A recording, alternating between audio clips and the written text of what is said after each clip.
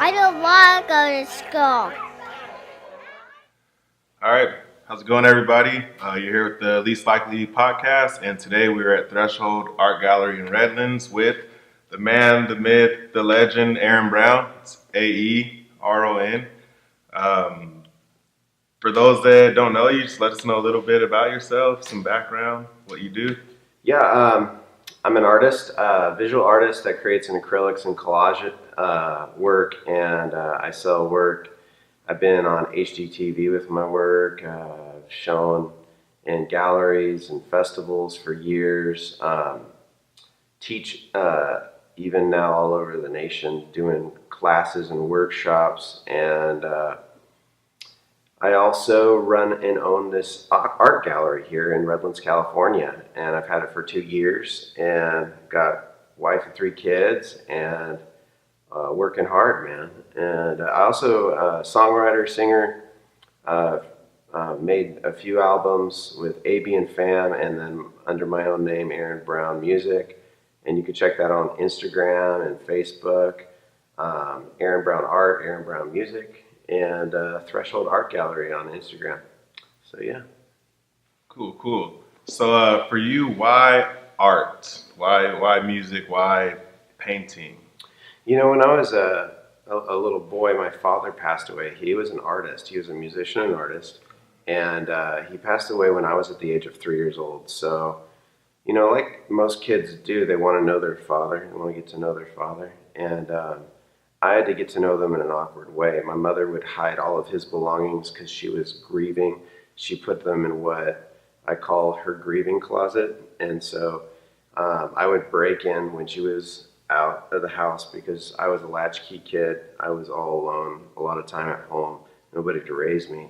And so I'd break into her closet and I'd look at his artwork and I'd look at his music collection of all these vinyl records. And I said to myself, one day I'm going to be like my dad, you know. And later on in high school, I started making artwork, collaging pictures of him and I together.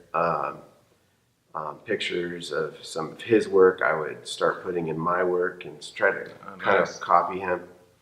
And what happened, it would fill that void, you know, for a little while. Right. But when I got into high school, I just felt bankrupt. You know, like most teenagers do, they go through depression, and I hit it really hard. And I tried to do the art for everybody to get approval. I did skateboard logos, and I did the cover of the yearbook, and did some book covers for some authors, even in high school. And I was just trying to get acceptance, you know, from everybody. And I burnt out until I experienced what I like to say is God the Father, and God the Father rocked my world, and I had a vision of God as this huge light pouring over the circle of the dark world, and this light was like shining on me, and I realized it wasn't just a light, it was the eye of God. And God saw me. He saw who I was uniquely. He saw all the weird little things about me, the quirks and the just little specialness that I had. And he was proud of it. And then I started creating out of a relationship with God as a father that has been so instrumental in why I still make art today. It's just all been through that connection, and it's like self-replenishing. The void doesn't get bigger and bigger like when I used to create for my earthly father. Now having a heavenly father, it's been so transformational for me and for others. So a huge part of what I do in creativity is the connection of my heavenly father. Cool. So you're saying you see this light and then highlighting your specialness and things with God and just caused you. Do you feel like it, once you excelled in your art, I guess the better way to paraphrase it is, out of everything in art not being so like mainstream or especially painting or things of that nature, and then you being kind of a staple in that community, what was the moment for you? You're like, you know what, this is what I want to do full time. Like why? Like what led you to that point? It was so weird. Like I remember in high school, the teachers telling me like they give you these sheets and these records of who makes most money in society. I don't know if they did this to you when you're in high school, but there is like doctors, lawyers, and all this stuff. And artists are all the way at the bottom. And the teachers would go, you know, you're going to really want to be an artist. I mean, if you really want to be an artist, you know, you have to really want it because you're going to be making like nothing. And I was just like, man, I'm never going to be an artist. And you never walk into a room with 10 people that are berating you and telling you you're stupid and you're an idiot and you'll never make it in life. But what we do as humans is we place ourselves in the room of our own brain, walk into that room, and we just tell ourselves nasty crap about ourselves every day, day in and day out. Why do we do that? You know, I just raised myself like that because my mother couldn't really raise me in a lot of ways. She was depressed. And so whatever I would hear out of her was like, you're going to be a housekeeper just like me, Aaron. You're not going to make it. And it was just like, I just hear those voices. I'm going to be a housekeeper. And sure enough, years later, I had a janitorial business. And that's basically what I was. I was a housekeeper. And I felt like I crashed and I was like at the lowest of the low. And I was like, man, I hate my life. And it wasn't until, you know, I met my wife, real early at 19 years old, and you know they say don't get married at 19 years old, but you know I just was like I'm gonna get married. Yeah, not the boss of me. No, you're not the boss of me. And she you know it's so weird. I've never been given a gift before. Like it. She bought me a huge paint set and all these canvases and easels and paintbrushes, and I never thought I would be a painter. Like never in a million years. I just thought I can't ever control a brush. It just feels like paint, like trying to draw with a wet noodle. And I was just like, there's no way. And you know what helped me get into my art career was my love for that girl, for my wife. I said, you know, she spent all this money on me. Couldn't let her down. Yeah, I just couldn't. I just almost like, I was like, I love this person so much that I'm going to try to fill up all the canvases that she's given me. And then I'll just call it quits, you know, after that, you know, because I know that I can never be an artist that paints paintings. And out of love, I painted these paintings and I had so much validation from people from these like set of like 5 paintings or whatever.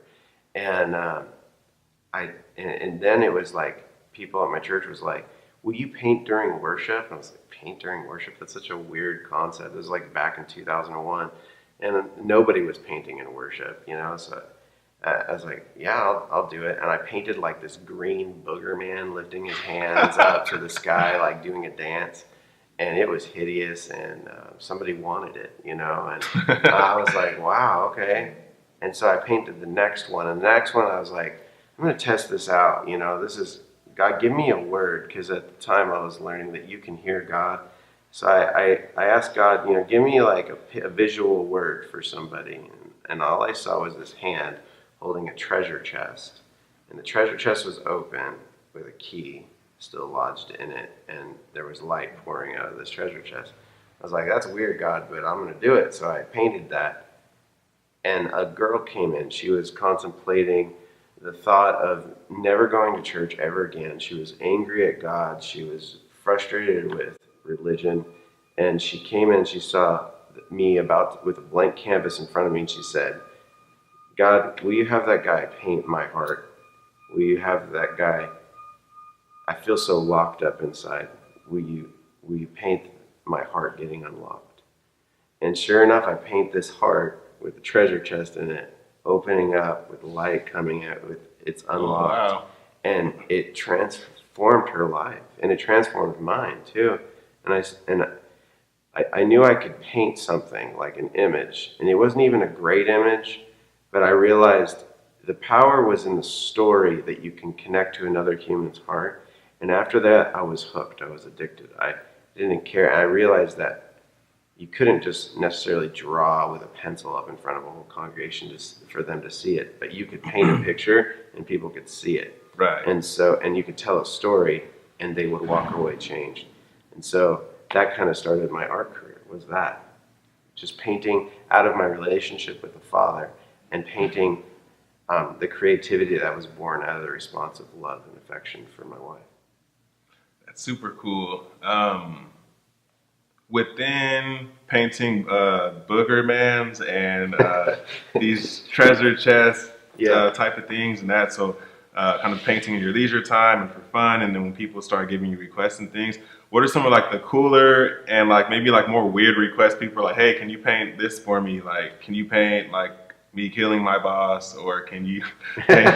What are some of the things you get? I've gotten pretty well known at for painting spiritual paintings for people. That they'll just come to me and they say, "We trust you. We know that you have an experience, relationship with God." They're usually Christians, and they'll say, "Will you just paint something for my family?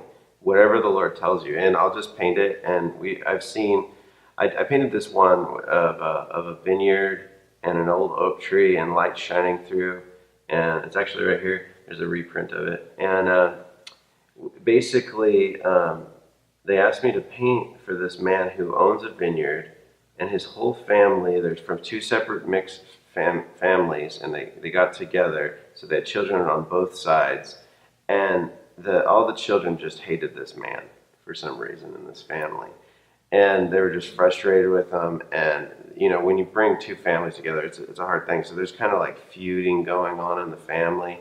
When I painted this painting for this man, and they asked me to pray about it, I saw the light of heaven coming down, and like the fathers before this man, they were coming down to meet him through the light in the sky through these trees. And all the children were falling behind them as though they were all pointing to the light of where God was shining on that family to be one family, not just not as if they're two separate families, but they were something that God always intended for there to be oneness and unity in that family. And they presented the painting before the family, and the whole family started weeping. And it actually took away a family feud, and it blended two families together as one. And it was like a standing stone for the whole family in their new season of life. And it actually said to that family that God was their anchor for their family. It wasn't just two ideas that decided to come together, but it was really that God was their uniting force. And it's just a powerful testimony of what one piece of artwork can do. Yeah, that is pretty crazy and powerful. And next, kind of not off topic question. It's on topic. It's on point. So within being a Christian and being a painter and an artist, there's also in different genres of music and things of that nature. There's kind of this stigma that we're like, oh, you're Christian, so you probably paint crosses and just this really like maybe corny or like watered down version of things that aren't entertaining, or they can't look excellent because people aren't entertained by them.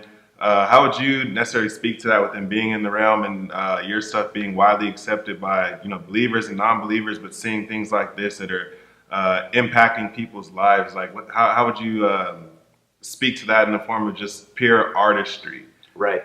In this setting, I'm really verbal about, my faith, Mm-hmm. but in every other setting that I'm ever in, you'll never see any descriptions of my artwork. You'll never see me preaching or telling anybody. But if the rubber hits the road and they start asking me questions like, what's inspiring this? I'll tell them, I'm not going to be like lying or anything. Right. But what I try to do is I just paint for humanity, and I paint for my Father in the relationship of those two places. So I think it's so weird that Christians feel like they need to paint just lions and doves and eagles and pictures of Jesus and stuff. I think it's how did we get there as the church? There's no creativity in that at all. And the craziest thing is Christians are the ones that are the ambassadors of heaven. And so if they're ambassadors of heaven, they're ambassadors of the greatest creator of all time, the only creator, the one who made us and formed us. And by their faith, they should be the greatest creatives in influence on this planet. But we've kind of just laid aside our inheritance as creatives, and we've just thrown in the towel and said, I'm just going to paint eagles and lions, and because that's what our culture accepts in our Christianity. And they've let this man, I'll be really ruthless with my words, but kind of like a bastardized version of Christianity into our creative work, and we've been separated from our Father, and who is the master creator of all time. And so I just there's so much in history I could tell you about Christians, how when they got this God spark and they started realizing that they had a genius living inside them. Right. It has historically been Christians that have changed the way we do things throughout time, through visual and all kinds of arts. And I just want to be that again. So I'm always asking. I have a messy journal where I allow myself to make a mess. I draw weird objects, weird things, and I'm always in the place of creating something new. And nobody ever gets to see that messy journal. That's just between me and the Father, you know. Right. But out of those things are born some of the most greatest ideas I ever come up with. And so that's how I kind of try to, in a quick way of saying it, try to keep fresh on that connection of not just making cheesy Christian junk, you know. So. Fair observation. To anybody else out there maybe wanting to do what you do, or is maybe an aspiring artist or business owner, what are some words of wisdom or knowledge, encouragement, things you would give to them? It's just really awesome that you get to be you in creativity. If you want to have a creative career, the niche of who you authentically are is way more fascinating than you becoming something that's already a thing in culture. And if you can press into that, who you are, and really hone it over time, people will begin to say, that's Aeron Brown's work. I know Aeron Brown's work. If I see it anywhere, I know it's his. And I think what we begin to do is just we live in this echo chamber where everybody's copying each other. We're always echoing what the other person is saying and doing what the other person is saying. Right. And then we lose relevance. We lose our voice. We're just an echo. But God's raising up voices in this time and in this hour, and I would challenge you to be who you are. You can be inspired by other people authentically. Like, if you like unicorns, then you need to seriously get down with some unicorns and paint some unicorns or make a rap about some unicorns. But if you don't love unicorns, you're just doing that because the culture is saying unicorns are in right now, then you need to dial back a little bit and say, who am I? When I was a kid, I loved Tyrannosaurus Rex, and I just think they're awesome. So I've done a few paintings of T-Rexes, and I just made a kid's book where I put some T-Rexes in there. Oh, nice. And, and I'm being real to who I am, because those things, they speak volumes to me, like unicorns speak volumes to me. T-Rexes do. And because of the symbolic imagery of them. And if you ever go just Google search what a unicorn means, it's powerful. If you Google search what a Tyrannosaurus Rex means, it's powerful. I feel like I'm a Unisaurus, Rex. Have you painted one of those though? I have not painted a Unisaurus Rex. I just gave you an idea. There you go. It's my intellectual property, so that's a good point actually, because community is such a great way of helping you see who you are. And getting yourself around other people that are creative. Actually, everybody is creative. We just don't know it. Most of the culture teaches us that we're not. And creativity is everywhere. So get around some people. Yeah. Cool. And then also, as in a sense, maybe some people are watching, or it's easy for you to say, you're Aeron Brown, and right. You're traveling and doing seminars, and people are paying you to teach them how to paint or be creative. But I don't have that, man. So there's different stuff I had to do, or I got to work, or I got a job. Like, how would you, speak to that, or what was your journey like, even starting this up and keeping it moving and getting it to where it is today, and also not, I guess, just getting it moving, but keeping it moving. You have to want it, You have to know. I tell people it starts with knowing the seed first. You have to unearth the seed or something in your life, like the seed of your creativity that says you are creative. You have to get to that basic thing, like, okay, I am creative. And then you go, I'm gonna, deep inside me, my process was, I'm gonna make art or I'm gonna die. I'm gonna create or I'm gonna die. Because I was literally had 5 jobs. I was a manager of apartment complex. I was a youth pastor. I was delivering medical supplies. I was a janitorial owner. I was doing so many, and I was trying to have an art career. And I was depressed and I was frustrated. And I just knew that I can't keep doing all these other jobs. I knew that I was going to make art or I was going to die. I couldn't get suffocated by all the demands of our culture that says you can't create, you can't make it as a creative. And so I just had a tenacity about me. The kingdom of heaven suffers violence, and the violent take it by force. And I chose to take my art career violently by force, and every day was a choice. And when a lot of people come to me and they say, I just don't have time to start making art, I honestly, I don't have time to talk to those people Oh man. because those people are liars. And I know that sounds so violent to say something like that. It sounds so accusatory, but you don't understand, because I had 5 jobs and I'd be working all day, in and out every day, and then I'd come home exhausted, and my wife would need time, and I'd spend time with her, and my kids would need time. You know, I was exhausted, and by the time I got the kids to bed, it'd be 9 or 10 o'clock at night. But I knew that God had put a seed of creativity in me. I settled it in my heart. I said, I am creative. This is who I'm called to be. I will do this on the earth. This is what I have. I may not be able to handle math very well or do English or spelling and grammar, but man, this guy is creative and I can make some stuff. I can almost make something out of nothing. I can pick up a piece of paper and just turn it into a goose or something, you know? Like, I don't know why that's in me, but it is. And when I settled it, and this is what I'm going to do, this is what I'm going to contribute to this short, brief stay on the earth. I'm not going to live with regret over my journey. I'm not going to go back, man, I wish I would have done this, this, and this. I'm not going to waste time.